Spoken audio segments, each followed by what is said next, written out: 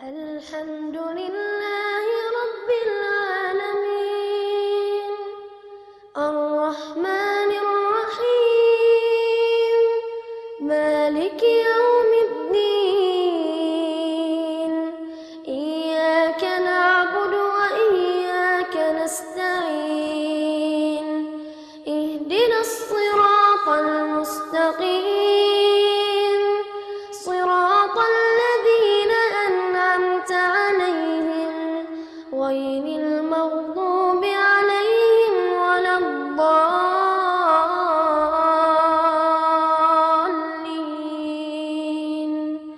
Bismillahirrahmanirrahim. Assalamualaikum warahmatullahi wabarakatuh. Innal hamdalillah nahmaduhu wa nasta'inuhu wa nastaghfiruh wa na'udzu billahi min syururi anfusina wa sayyiati a'malina. May yahdihillahu fala mudhillalah wa may yudlil fala hadiyalah. Asyhadu an la ilaha illallah wa asyhadu anna Muhammadan abduhu wa rasuluhu alladzi la nabiyya wa la rasula ba'dah. Qala Allah ta'ala fi kitabihil karim, a'udzu billahi minasy syaithanir rajim. Ya ayyuhalladzina amanu taqullaha haqqa tuqatih wa la tamutunna illa wa antum muslimun. Hadirin jamaah sekalian, alhamdulillah wa syukurillah.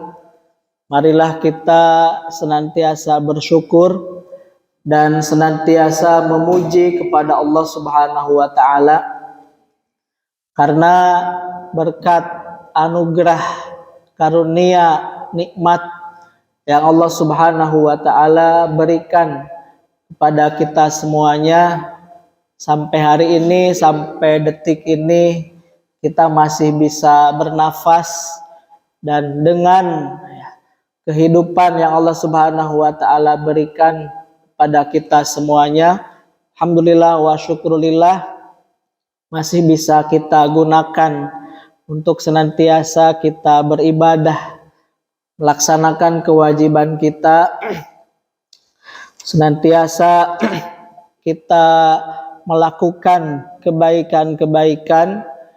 Dan kita lanjutkan pada kesempatan pagi hari ini untuk sama-sama kita bertolabul ilmi, sama-sama kita belajar dan mengkaji Al-Quran, yang mana Al-Quran ini sebagai hidayah, sebagai petunjuk, sebagai jalan keselamatan untuk kita semuanya. Dan mudah-mudahan seiring dengan bertambahnya pengetahuan kita terhadap Al-Quran ini, dibarengi dengan kualitas keimanan kita kepada Allah Subhanahu wa taala, dan juga kualitas amal ibadah kepada Allah Subhanahu wa taala. Dan tentunya selain kita meningkatkan kualitas iman dan ibadah pada Allah Subhanahu wa taala, maka kita juga meningkatkan kuantitas amal ibadah kita kepada Allah Subhanahu wa taala. Yang tadinya qiyamul lailnya 1 pekan sekali, maka kita tambah menjadi 1 pekan 2 kali, ya. Bahkan mudah-mudahan setiap hari kita tidak terlewat untuk melaksanakan qiyamul lail, dan begitupun dengan amaliyah yang lainnya. Mudah-mudahan senantiasa bertambah dari segi kuantitasnya, dari segi jumlahnya. Shalawat beserta salam senantiasa tercurah limpahkan kepada Nabi kita Muhammad sallallahu alaihi wasallam. Rasulullah Muhammad sebagai uswah, suri tauladan bagi kita. Mudah-mudahan Allah Subhanahu wa taala senantiasa memberikan kepada kita semuanya keistiqomahan untuk senantiasa mengamalkan sunnah-sunnah Rasulullah sallallahu alaihi wasallam. Hadirin jamaah sekalian, pada kesempatan pagi hari ini kita akan sama-sama mentadaburi dan memurojaah pemahaman kita terkait dengan surah Al-Fatihah. Surah Al-Fatihah ini sangat penting sekali untuk kita fahami dan kita tadaburi. Bahkan ya, kalau kita memahami ya tadabbur ya surah Al-Fatihah, kemudian kita aplikasikan ke dalam kehidupan kita sehari-hari, maka ini sangat luar biasa. Kenapa demikian? Karena Al-Fatihah ini adalah surah yang ada di dalam Al-Quran yang minimal kita baca 17 kali ya, setiap hari. Itu standar minimal ya. Kalau kita ya hanya mendirikan sholat wajib saja. Kalau ditambah dengan qiyamul lail misalnya 11, kemudian sholat duha dan juga sholat sunnah rawatib ya 10 atau 12 rakaat, maka akan lebih dari 17 kali kita membaca surah Al-Fatihah. Nah, kalau Al-Fatihah ini yang kita baca setiap hari, setelah kita gali maknanya, setelah kita tadaburi isi kandungannya, kemudian kita amalkan, maka ini sangat luar biasa. 17 kali minimal ya dalam sehari. Kalau sebulan berarti tinggal dikalikan saja ya. 17 dikali 30. Itu bisa kurang lebih 520. Kalau setahun itu bisa sampai kurang lebih 6.000 kali ya kita baca surat Al-Fatihah. Ya. Kalau sekarang usia kita ada yang mungkin sudah 30, ya 40, 50, tinggal dikalikan saja. Sejak kita akil balik ya, sampai sekarang sudah berapa kali kita membaca surah Al-Fatihah. Tapi dari bacaan Al-Fatihah yang kita lakukan dalam setiap sholat, bahkan mungkin di luar sholat pun ya, kita biasa membaca surah Al-Fatihah. Nah, mudah-mudahan kalau sudah kita tadabbur, kita amalkan 7 ayat ini, itu bisa mendapatkan banyak inspirasi dan bisa banyak mendapatkan kebaikan-kebaikan. Nah, maka insya Allah pada pagi hari ini ya kita akan kaji mungkin secara ringkas ya surah Al-Fatihah ini ya sebagai bagian kita murojaah ya, karena mungkin sudah sering kita mendapatkan kajian tentang surah Al-Fatihah dan mungkin sudah banyak ya kita juga membaca menggali makna surah Al-Fatihah ini, tapi ya, tidak ada salahnya ya sebagaimana kita mengulang bacaan Al-Fatihah setiap hari, maka tidak ada salahnya kita untuk sama-sama mengulang kembali ya tadabbur ya surah Al-Fatihah. Hadirin jamaah sekalian, ya mungkin nanti kita akan bahas secara singkat saja karena waktu kita juga terbatas. Biasanya kalau saya kaji Al-Fatihah ini satu pertemuan satu ayat ya.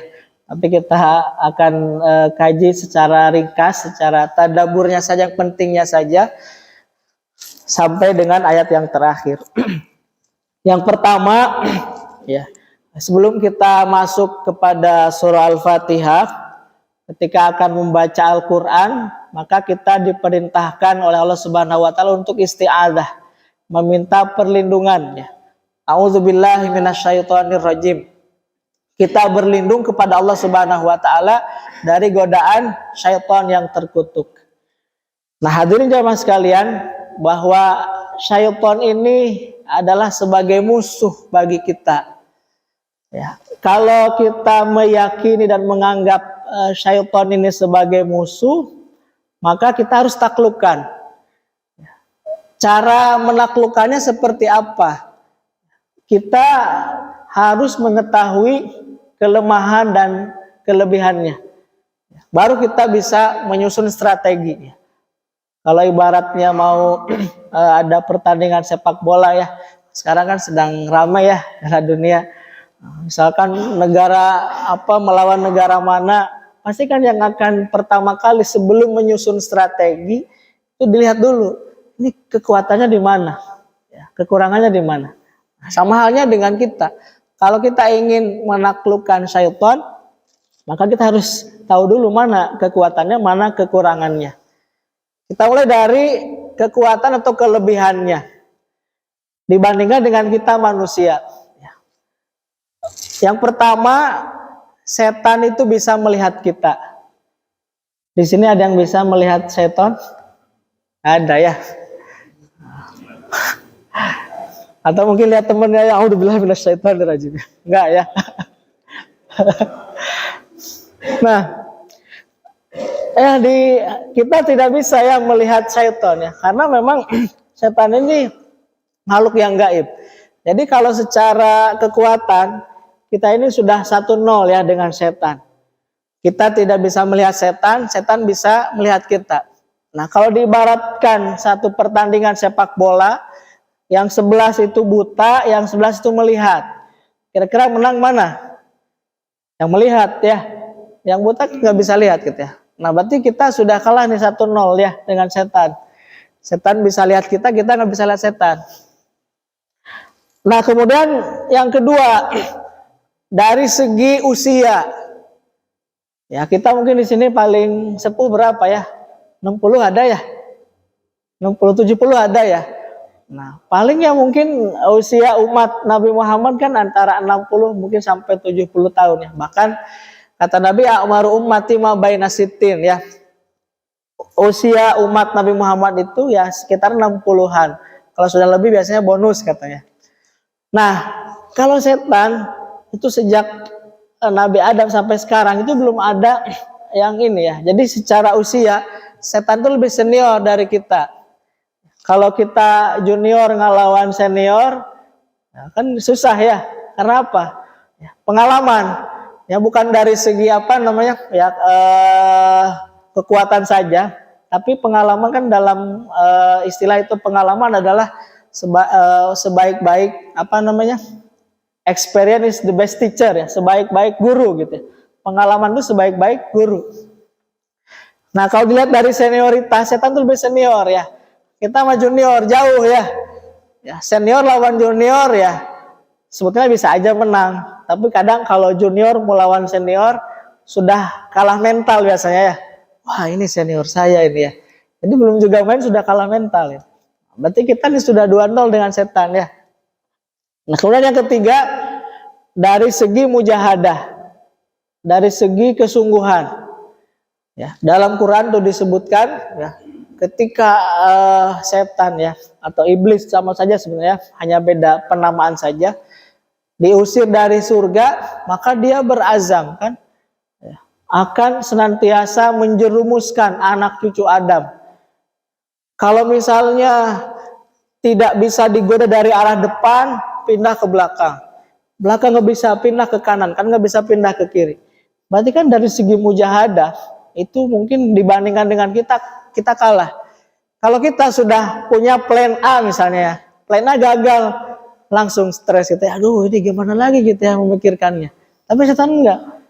Dari segi mujahadah itu kita sudah kalah ya.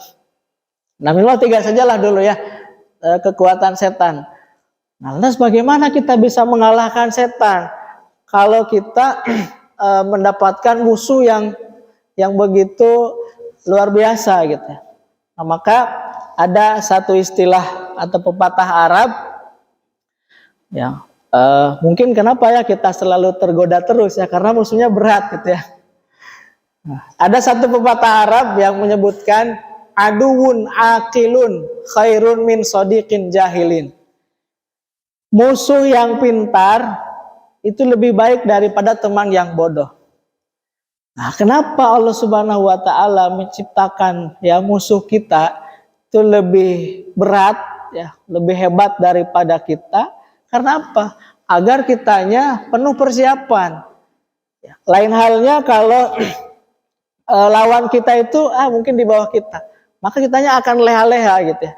Sama halnya misalnya kalau kesebelasan timnas Indonesia misalkan lawan Argentina. Nah, yang penuh perjuangan itu yang mana? Argentina kalah ya. Kasihan ya. Nah, jadi kalau timnas Indonesia melawan Argentina kan kalah jauh gitu ya. Maka Indonesia itu harus penuh dengan mujahadah, bersungguh-sungguh. Beda halnya kalau Argentina lawan Indonesia nggak pernah masuk Piala Dunia juga ya. Kasihan ya.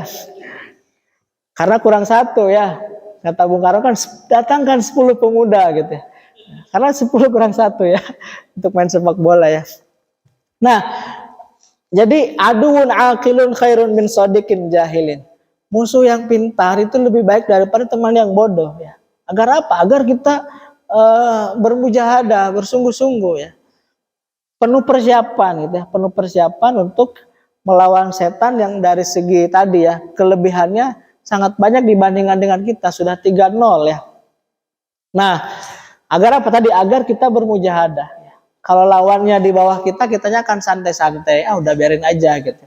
Ternyata kalau kita santai-santai kan bisa jadi nanti lawan yang biasa-biasa saja gitu ya, bisa mengalahkan yang di atasnya. Ya mungkin sama kayak Argentina ya, Saudi mah gak pernah menang misalnya.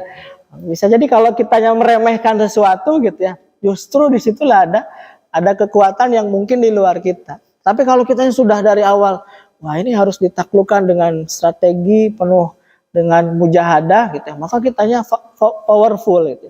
Lain halnya dengan kalau melawannya biasa-biasa saja, maka kitanya juga akan leha-leha. Nah, hadirin jamaah sekalian, lalu bagaimana kita mengalahkan syaitan? Nah, maka disinilah isti'adzah, kita meminta perlindungan kepada Allah Subhanahu wa Ta'ala. Jadi kita mintanya kepada Allah. Nah, kalau dibandingkan setan dengan Allah, kuat mana? Ya jelas jauh gitu ya. Nah, maka kenapa di sini isti'adzah, meminta senantiasa kita meminta kepada Allah ya? Karena tadi ya, Allah Subhanahu wa Ta'ala yang punya kekuasaan. Jadi syaitan itu juga tidak punya kekuasaan ya, kalau tidak atas izin Allah Subhanahu wa Ta'ala. Ya, sama halnya misalnya ya, ini hanya analogi saja. Kalau kita lewat depan rumah, yang di rumah itu ada seekor anjing ya. Kalau kita sama anjingnya makalah gitu ya, balap lari ya kita dikejar ya, kena gitu. Tapi kalau panggil yang punya kan, sama yang punya cuman digituin doang gitu ya, langsung diam gitu ya. Nggak perlu banyak kata-kata gitu ya. Mungkin batuknya saja gitu ya, itu sudah diam gitu ya. Nah, sama halnya seperti itu gitu. Jadi untuk menaklukkan godaan syaitan, maka kita isti'adzah, meminta perlindungan kepada Allah Subhanahu wa Ta'ala. Nah, hadirin jamaah sekalian, kemudian kita masuk ke surah Al-Fatihah ayat yang pertama, yaitu Bismillahirrahmanirrahim. Dengan menyebut nama Allah Subhanahu wa Ta'ala yang Maha Pengasih dan lagi Maha Penyayang. Nah, di sini ada tiba-tiba dengan ya, bi ya.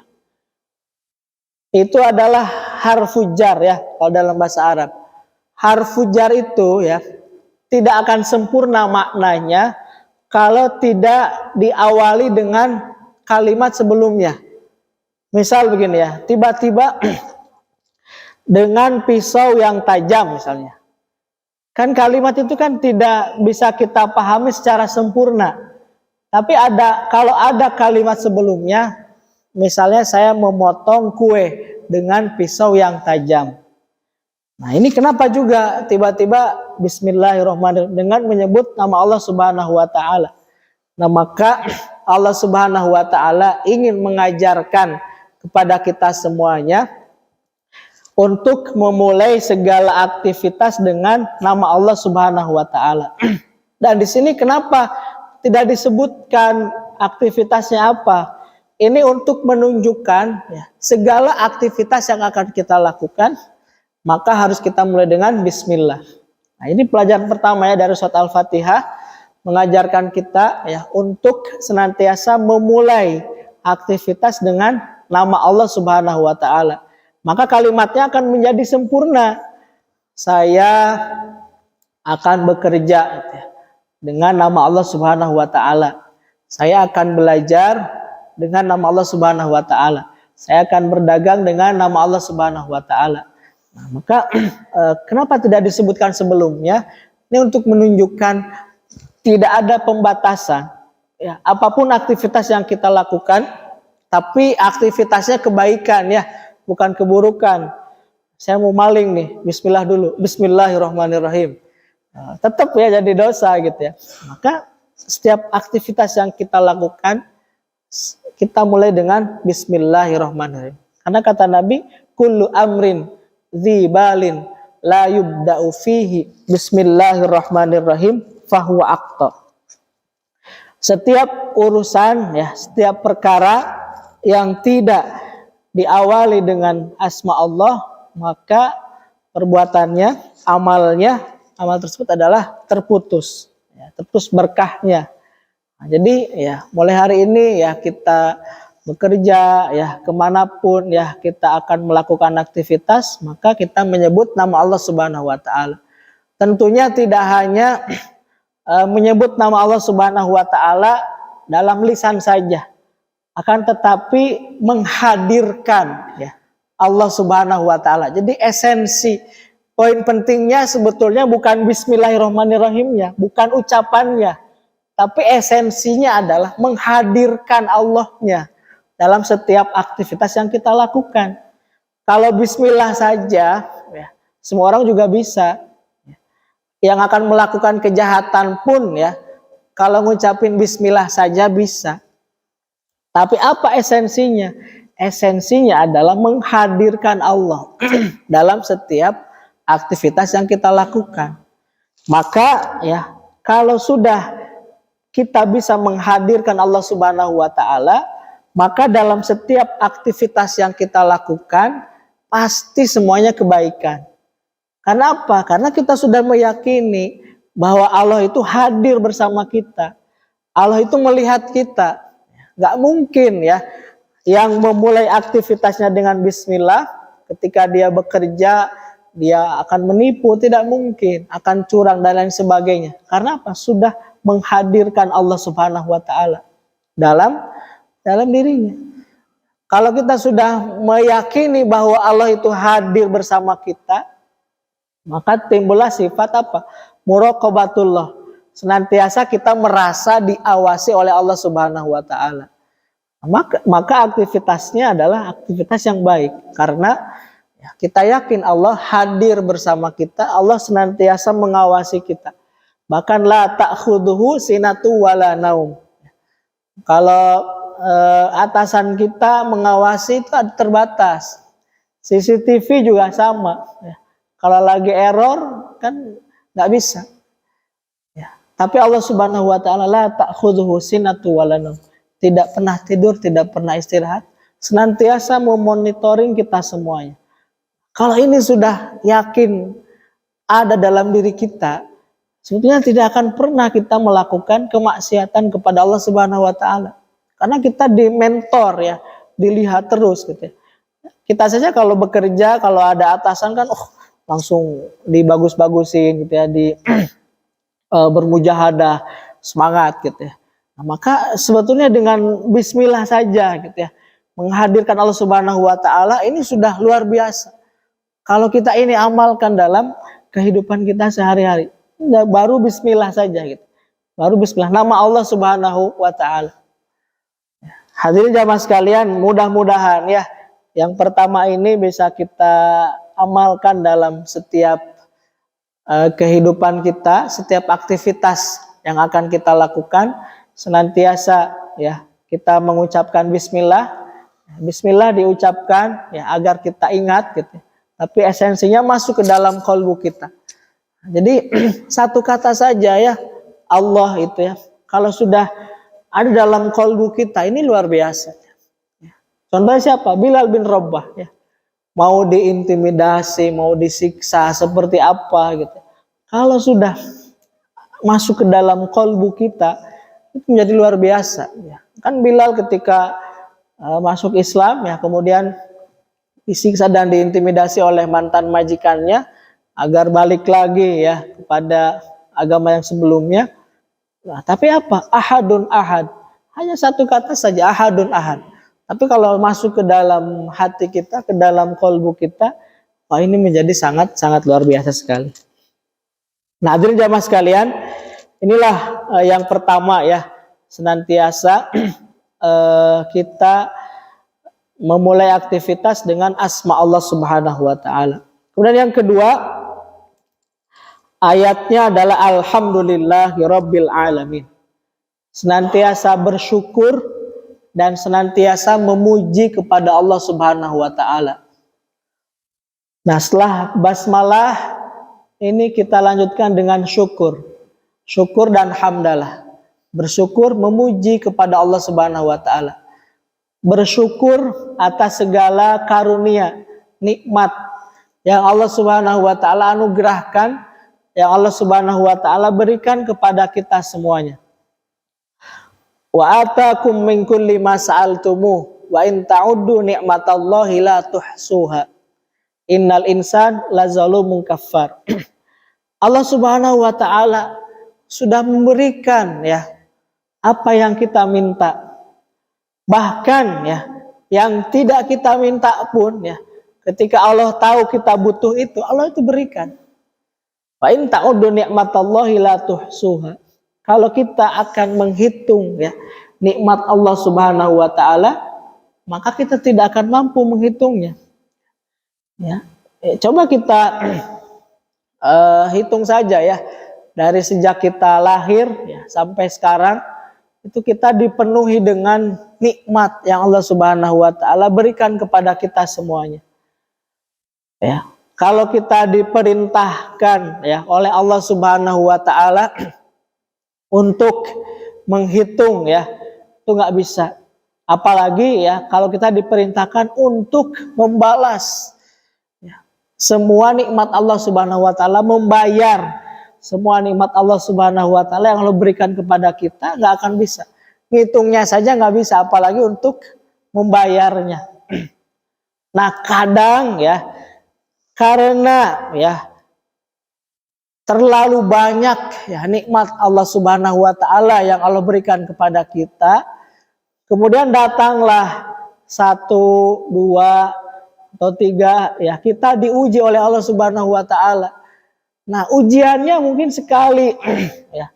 Tapi kadang kita merasa ya Allah, kenapa ujian ini begitu berat sekali gitu ya. Padahal cuma sekali. Kalau dibandingkan dengan nikmat yang Allah berikan itu nggak ada bandingannya.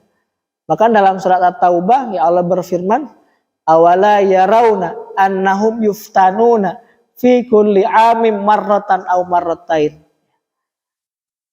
Ya dalam Quran gitu ya. Apakah mereka tidak melihat ya bahwa orang munafik itu diuji oleh Allah Subhanahu wa taala dalam setahun itu sekali atau 2 kali saja.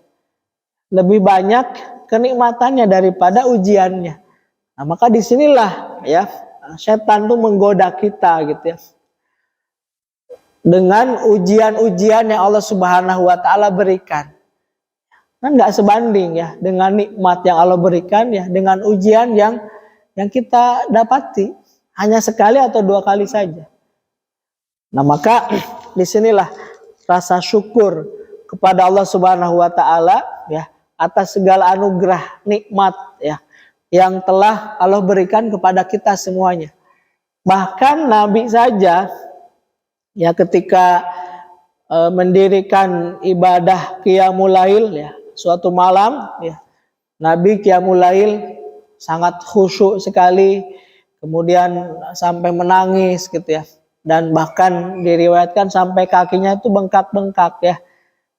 Maka ditanya oleh Aisyah radhiallahu anha, ya Rasulullah, engkau ini sudah diampuni ya dosamu oleh Allah Subhanahu wa taala, engkau sudah dijamin masuk surga.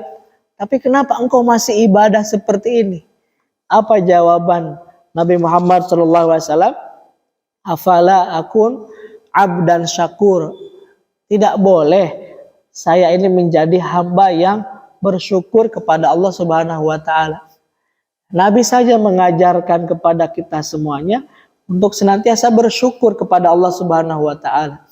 Nah, maka kalau kita sudah meyakini dengan nikmat yang Allah Subhanahu wa taala yang Allah anugerahkan kepada kita yang tidak terhingga, yang kita tidak mampu menghitung apalagi membayar nikmat Allah Subhanahu wa taala, maka tidak ada alasan lagi kita untuk tidak bersyukur kepada Allah Subhanahu wa taala.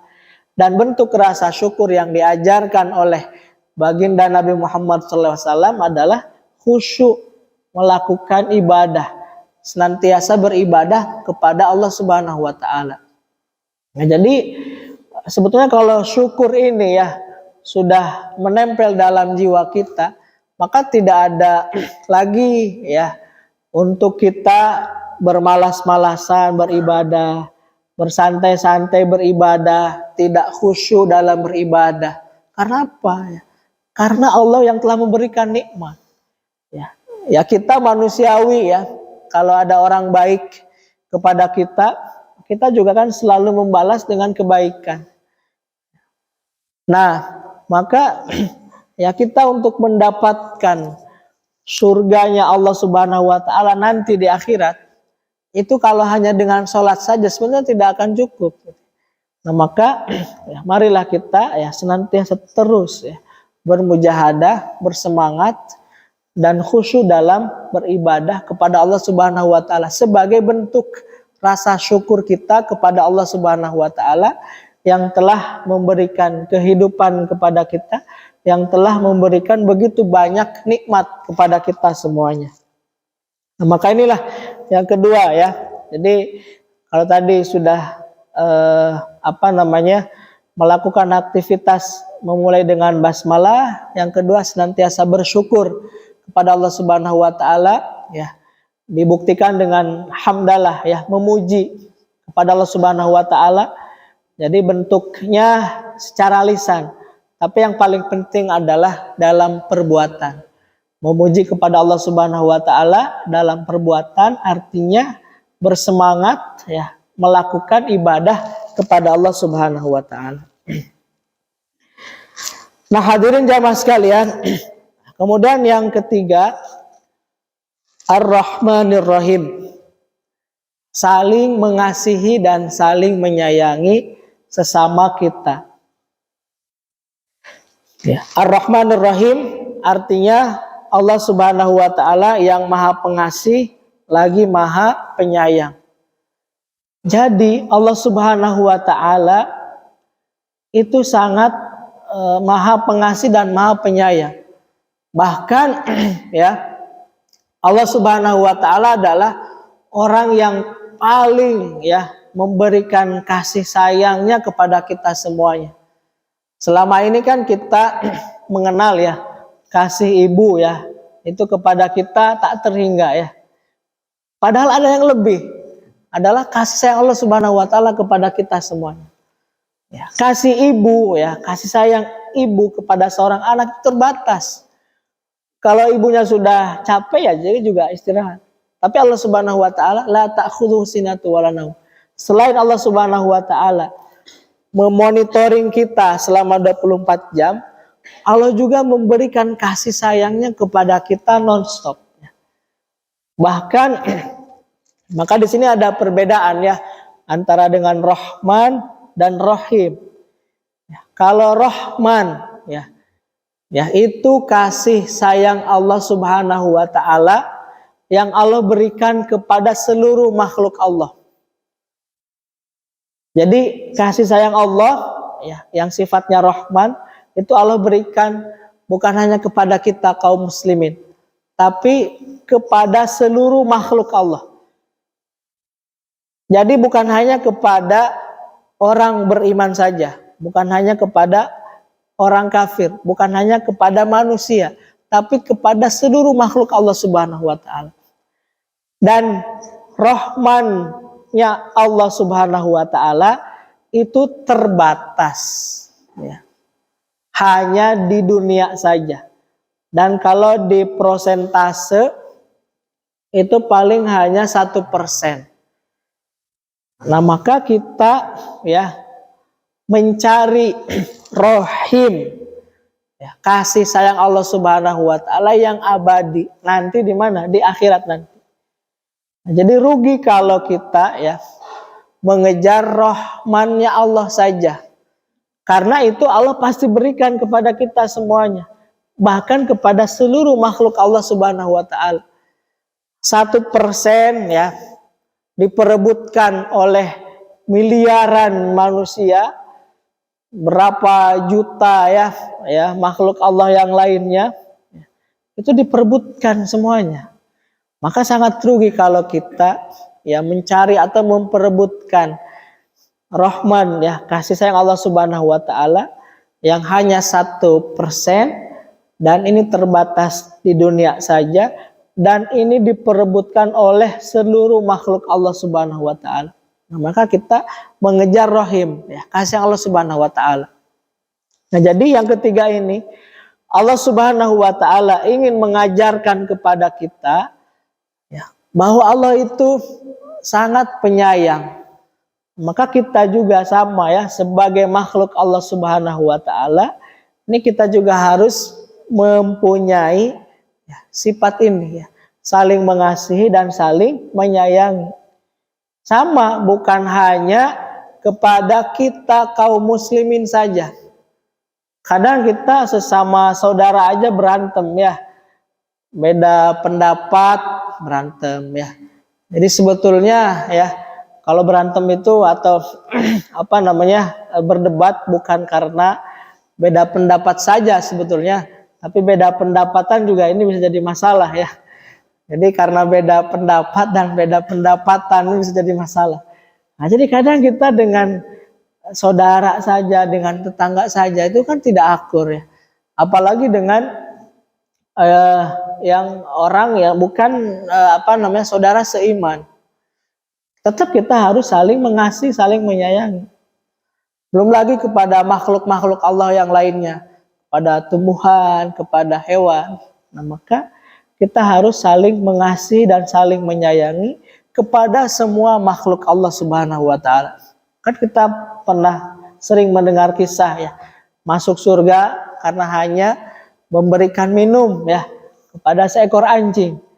Itu kan juga makhluk Allah Subhanahu wa taala. Mungkin amalannya sepele gitu ya, tapi karena punya sifat penyayang ya, saling mengasihi, saling menyayangi, itu bukan tidak mungkin ya. Dengan kita senantiasa mengasihi, menyayangi saudara kita, makhluk-makhluk Allah yang lainnya ya, yang mungkin dalam kacamata kita amalannya sepele, tapi di hadapan Allah Subhanahu wa taala ya, amal ini bisa menjadi wasilah ya, wasilah kita dimasukkan ke dalam surga Allah Subhanahu wa taala. Nah, maka marilah kita senantiasa saling menyayangi, saling mengasihi kepada seluruh makhluk Allah Subhanahu wa taala. Nah, hadirin jamaah sekalian, kemudian yang keempat, Maliki Yaumiddin, pemilik hari pembalasan. Nah, ini saya maksudkan di ayat ini ya, kita mempunyai ya pemikiran yang visioner. Artinya berorientasi akhirat. Akhirat oriented ya. Jadi yang kita lakukan itu adalah harus berorientasi akhirat. Ya mungkin ya, amalannya itu bukan amalan ibadah.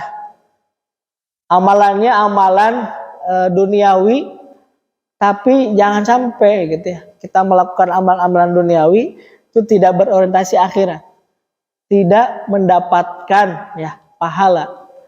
Padahal ya kita bersyukur ya kepada Allah Subhanahu wa taala, ibadah ya yang kita lakukan kepada Allah Subhanahu wa taala, sesuatu yang bernilai ibadah ya di hadapan Allah Subhanahu wa taala itu bukan hanya sholat saja, bukan hanya ibadah ritual-ritual saja, tapi bersyukur ya kepada Allah, amalan-amalan aktivitas yang kita lakukan ya, mau makan, mau minum, itu bisa bernilai ibadah. Ya, kita bersyukur kepada Allah Subhanahu wa taala dan beruntung gitu ya. Makan saja ibadah, padahal itu kan kebutuhan kita. Minum saja ibadah, padahal kebutuhan kita. Tapi ya amalan-amalan ya sifatnya duniawi atau kebutuhan kita akan bernilai ibadah ya kalau caranya benar. Makan bernilai ibadah kalau makannya pakai tangan kanan ya. Kalau makannya dimulai dengan basmalah ya, berdoa dulu. Nah, maka ya kita sebagai orang yang beriman itu harus berorientasi akhirat. Jadi pekerjaan yang kita lakukan, sayang kalau ya kita hanya mendapatkan kenikmatannya di dunia saja tanpa ada nilai pahalanya. Padahal setiap yang kita lakukan itu pasti ada nilai ibadahnya ya di hadapan Allah Subhanahu wa taala. Nah, maka ya ketika kita melakukan aktivitas ya tadi ya dimulai dengan basmalah ya. Itu bagian dari apa? Agar ya amal yang kita lakukan itu tidak terhenti di dunia saja, tapi bisa kita ambil nanti pahalanya di akhirat. Maka Malik Yaumiddin, pemilik hari pembalasan. Karena apa? Karena kehidupan kita di dunia ini hanya sementara. Wal akhiratu khairu wa abqa. Akhirat itu lebih baik dan lebih kekal. Ya, kita paling lama ya sekarang mungkin 70 atau 80 ya. Jarang ya hari ini yang diberikan usia oleh Allah Subhanahu wa taala sampai 100 tahun ya, mungkin bisa hitungan jari ya di dunia ini. Dengan fasilitas ya hidup yang Allah Subhanahu wa taala berikan yang sementara, kita jadikan ini sebagai bekal akhirat kita ya, yang nanti kekal dan abadi. Nah, maka orientasi kita adalah orientasi akhirat.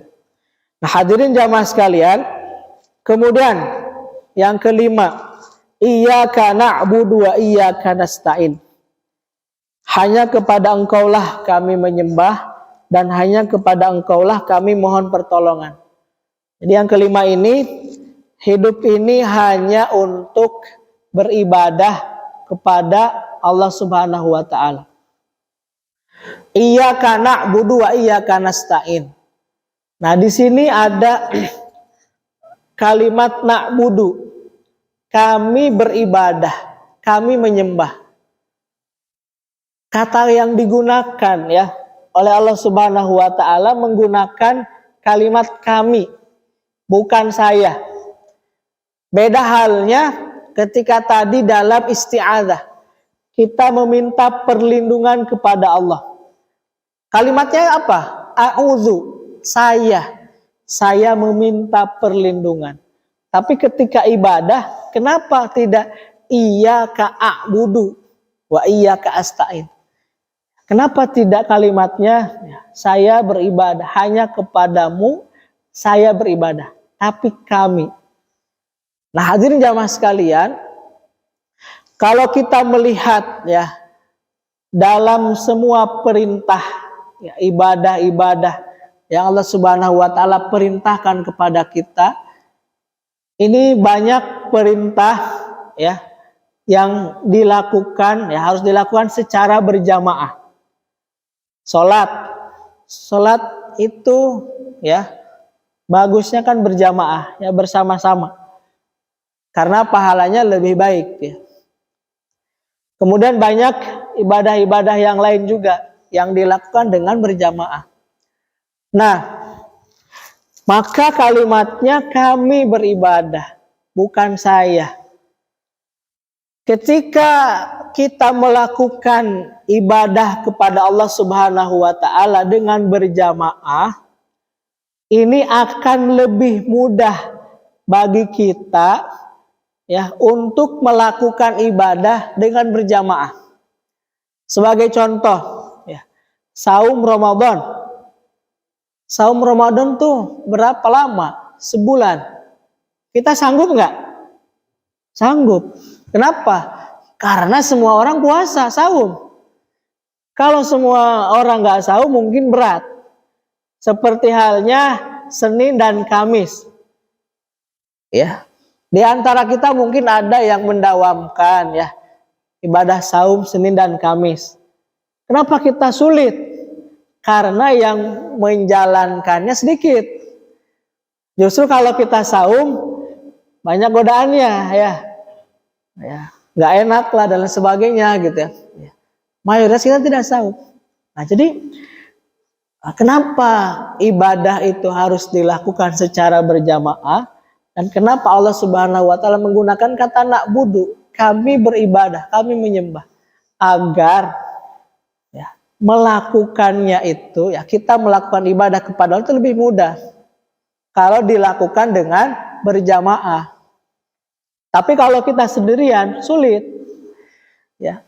Di satu komunitas misalnya, di satu lingkungan, ya, kalau kita yang berbuat baik, kira-kira pasti kan akan dikatakan, so alim nih, so ini gitu. Justru ketika kita melakukan kebaikan di sebuah lingkungan yang tidak baik, kita merasa asing. Tapi kalau semuanya melakukan kebaikan, kita akan melakukannya lebih mudah. Kalau kita sendirian yang tidak melakukan ibadah itu, maka kita akan menjadi orang asing. Maka kita akan malu. Ini satu perumahan, ya, satu blok, ya. Kalau semuanya sholat berjamaah, yang nggak sholat kan ketahuan. Apalagi kalau ada absennya, ya, subuh pakai fingerprint gitu ya. Nanti kita data nih ya, DKM siapa nih yang nggak pernah sholat gitu ya. Kalau semua masyarakat, semua lingkungan ini sholat berjamaah, kira-kira kita malu nggak kalau kita sendiri yang nggak sholat berjamaah? Malu. Tapi kalau semua di sini nggak berjamaah, hanya kita yang sholat berjamaah, ya kita yang merasa menjadi asing. Gitu. Jadi maka kalimatnya na'budu, kami gitu. Hadirin jamaah sekalian, kemudian kenapa kalimat yang digunakan itu na'budu selain kita mudah ya untuk melakukan ibadah kepada Allah? Yang kedua, kita tidak boleh merasa cukup kalau baru atau hanya kita yang melakukan ibadah kepada Allah Subhanahu wa taala. Tapi apa? Tapi ajak yang lainnya. Ajak saudara kita, ajak keluarga kita, ajak tetangga kita untuk sama-sama melakukan kebaikan. Maka di sini ada nilai dakwahnya. Masuk surga kalau sendirian sepi, Pak. Kalau untuk ke neraka ya, itu kan jalannya terbuka. Nggak usah diajak juga banyak gitu. Tapi untuk masuk surga Allah gitu ya. Untuk pengajian aja kan kadang sulit ya. DKM ini gimana caranya ya? Buat strategi biar jamaah itu ikut kajian. Biar jamaah itu sholat berjamaah. Oh, dibuatkanlah setelah kajian ada ini, ada itu. Kan sulit. Ada makannya, ada sarapannya kan. Ya, ada ininya. Bahkan di Jogja itu ya, di Jogokarian ada satu masjid yang rajin ini kan bisa diumrohkan gitu ya. Kan luar biasa. Jadi untuk mengajak kepada kebaikan, untuk masuk surga itu kan sangat sulit gitu ya. Kalau untuk masuk neraka mah terbuka gitu ya. Nggak usah diajak pun udah banyak gitu ya. Tapi untuk kebaikan gitu, maka ya kita tidak boleh merasa cukup kalau baru kita yang berbuat baik tanpa mengajak yang lain. Apa tadi fungsinya? Agar ibadahnya ringan gitu ya. Kalau dilakukan secara berjamaah. Jadi maka di sini ada nilai dakwahnya. Ya, man dalla ala khairin ya, falahu mithlu ajri fa'ilihi ya. Siapa yang mengajak kepada kebaikan, maka kita akan dapat pahala. Jadi kan double pahalanya. Mengajak sholat berjamaah 10 orang, kita dapat pahala sholat berjamaah 27 bagi kita. Kita juga dapat pahala kebaikan dengan mengajak. Kita juga dapat pahala dengan apa? Kalau ada 10 orang yang kita ajak untuk sholat berjamaah, maka kita juga dapat pahalanya 270. Kan luar biasa gitu. Jadi luar biasa sekali. Kalau kita mengajak kebaikan untuk tilawah, maka orang itu baca Quran atas ajakan kita, satu huruf dikalikan 30 kebaikan. Kalau dia baca 1 juz, kan luar biasa pahala yang kita dapat. Di sini ada nilai dakwahnya, ada nilai plusnya, kita mendapatkan pahala dari orang lain. Jadi iyyaka na'budu wa iyyaka nasta'in. Kenapa ibadah itu harus dilakukan secara berjamaah? Beda halnya dengan isti'adzah, meminta perlindungan. Kalau isti'adzah, ya perlindungan, setiap orang pasti masalahnya beda-beda. Setiap orang ya digoda ya oleh setan, itu pasti kan beda-beda. Nah, maka digunakan kalimat saya, bukan kami. Karena godaannya bisa jadi beda-beda. antara si fulan dengan si fulan. Pasti bedaannya beda. Tapi kalau ibadah sama. Sama, tidak ada perbedaan. Nah, kemudian kalimat yang pertama iyyaka na'budu wa iyyaka nasta'in. Na'budu dulu baru nasta'in. Ya, selama ini kan kita selalu menagih mana hak saya. Ini kan hak asasi manusia. Kita lupa dengan namanya HAM. Kalau HAM itu kan hak asasi manusia. Kalau HAM itu kewajiban asasi manusia. Tunaikan dulu kewajibannya baru kita menerima hak. Bukan dibalik, minta hak dulu baru menunaikan kewajiban. Kita kan begitu ya. Nah, maka tunaikan dulu kewajiban kita ibadah kepada Allah Subhanahu wa taala. Setelah ibadah baru kita minta pertolongan kepada Allah Subhanahu, isti'anah. Ya, kalau kitanya sudah dekat dengan Allah Subhanahu wa taala, ya, rajin beribadah, kan kita tidak akan segan isti'anah, meminta pertolongan, ya, perlindungan kepada Allah Subhanahu wa taala. Kalau kitanya jarang sholat, jarang ibadah, tiba-tiba minta, kata Allah, siapa ini gitu. Tiba-tiba minta. Ya, kita juga manusiawi ya.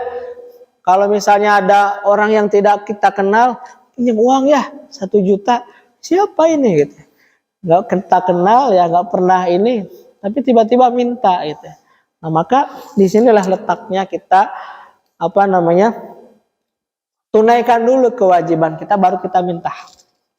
Nah, hadirin jamaah sekalian, kemudian yang keenam, ihdinas siratal mustaqim. Tunjukilah kami jalan yang lurus. Nah, yang keenam ini saya sebut dengan istiqomah. Istiqomah. Jadi tadi yang pertama kita mulai dengan basmalah, yang kedua senantiasa bersyukur, yang ketiga saling mengasihi dan saling menyayangi, yang keempat orientasi akhirat, yang kelima hanya beribadah kepada Allah Subhanahu wa taala, yang keenamnya istiqomah. Kenapa ayat ini ya saya sebutkan dengan istiqomah? Karena ihdinas siratal mustaqim. Kita meminta kepada Allah. Bukan ya kita meminta ditunjukkan kepada jalan yang lurus. Ini ada juga ya sebagian misionaris ya, kaum Kristen yang mengatakan itu umat Islam tuh masih tersesat.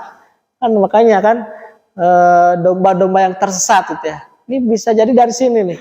Kalau orang yang tidak tahu ya, oh iya benar ya. 17 kali kita minta kepada Allah ditunjuki kepada jalan yang lurus. Berarti jalan kita masih bengkok-bengkok gitu ya. Nah, maka kata para ulama yang dimaksud dengan ihdinas siratal mustaqim di sini adalah wafiqna litsabati alaih. Kita meminta kepada Allah Subhanahu wa taala agar senantiasa diberikan, agar senantiasa ada dalam hidayah Allah Subhanahu wa taala. Jadi maksud ihdinas siratal mustaqim itu bukan kita meminta jalan yang lurus, tapi kita meminta kepada Allah agar senantiasa kita diberikan atau berada pada jalan yang lurus. Kenapa demikian? Karena banyak di antara kita ketika Allah Subhanahu wa taala berikan hidayah, Allah cabut hidayahnya. Ketika awal kemerdekaan jumlah kaum muslimin di Indonesia itu 90%-an ya. Sekarang sudah berapa? 80%-an. Artinya apa? Ada yang Allah ambil hidayahnya. Nah, maka kita tidak kurang ya. Sebanyak 17 kali meminta kepada Allah agar senantiasa ditetapkan dalam hidayah Allah Subhanahu wa taala. Kan kita juga berdoa ya Rabbana la tuzigh qulubana ba'da idh hadaitana wa hab lana min ladunka rahmah. Ya Allah, janganlah Engkau palingkan hati kami setelah Engkau berikan hidayah. Kan banyak yang Allah Subhanahu wa taala cabut hidayahnya. Allah juga banyak ya memberikan hidayah ya kepada orang yang belum mendapatkannya. Nah, maka ya kita ketika membacakan ayat ini harus dengan penuh penghayatan, ya, ihdinas siratal mustaqim. Karena kan kita tidak tahu akhir hayat kita seperti apa. Nah, maka kita meminta kepada Allah ihdinas siratal mustaqim agar senantiasa berada atau senantiasa ditetapkan di dalam hidayah Allah Subhanahu wa taala. Inilah yang kita inginkan, yang kita cita-citakan, ya. Karena hidayah itu mahal. Ya. Karena hidayah itu mahal, ya, harus terus kita cari dan harus terus kita jaga. Kalau kita punya barang antik yang mahal, ya, kolektor misalkan barang mewah, ya, pasti dia kemanapun kan dia cari, ya. Misalnya ini di dunia ini cuma ada 3 gitu, ya. Dia ingin sekali mendapatkannya. Oh, sampai ke luar negeri pun pasti akan dicari. Kalau sudah didapat, pasti akan dipertahankan, dijaga, dirawat. Sama halnya dengan hidayah. Karena hidayah itu mahal. Kalau kita sudah mendapatkan hidayah itu, maka terus kita jaga. Apa bukti hidayah itu mahal? Nabi saja, ya, sekelas Nabi tidak bisa memberikan hidayah. Sampai kepada siapa? Pamannya Abu Thalib. Kata Allah, innaka la tahdi man ahbabta. Sesungguhnya engkau wahai Muhammad tidak bisa memberikan hidayah sekalipun kepada orang yang engkau cintai. Pamannya Abu Thalib. Kan Abu Thalib senantiasa membantu dakwah Nabi, ya. Kemudian membela Nabi Muhammad SAW. Tapi di akhir hayatnya kan tidak bisa mendapatkan hidayah. Kan Nabi kan sampai ingin memberikan hidayah, tapi kan nggak bisa. Ya, sekelas Nabi saja tidak bisa memberikan hidayah. Maka kita bersyukur kepada Allah Subhanahu wa taala, kita sudah mendapatkan hidayah itu.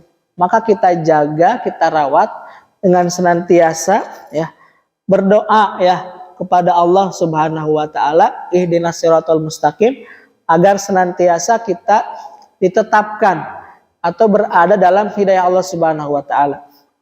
Nah, hadirin jamaah sekalian, yang terakhir ayat yang ke-7, siratal ladzina an'amta 'alaihim ghairil maghdubi 'alaihim waladdallin. Yaitu jalan orang yang telah engkau beri nikmat kepadanya, bukan jalan mereka yang dimurkai, dan bukan pula mereka yang sesat. Hadirin jamaah sekalian, al-maghdub, ya, ad-dhalin itu biasa diartikan, ya, Yahudi dan Nasrani, ya. Hadirin jamaah sekalian, maka di sini kita, ya, perlu belajar dari masa lalu. Siratal ladzina an'amta 'alaihim, yaitu jalan orang yang Allah Subhanahu wa taala beri nikmat. Berarti kan yang telah Allah beri nikmat. Kita bisa belajar dari masa lalu. Siapa saja yang Allah Subhanahu wa taala beri nikmat?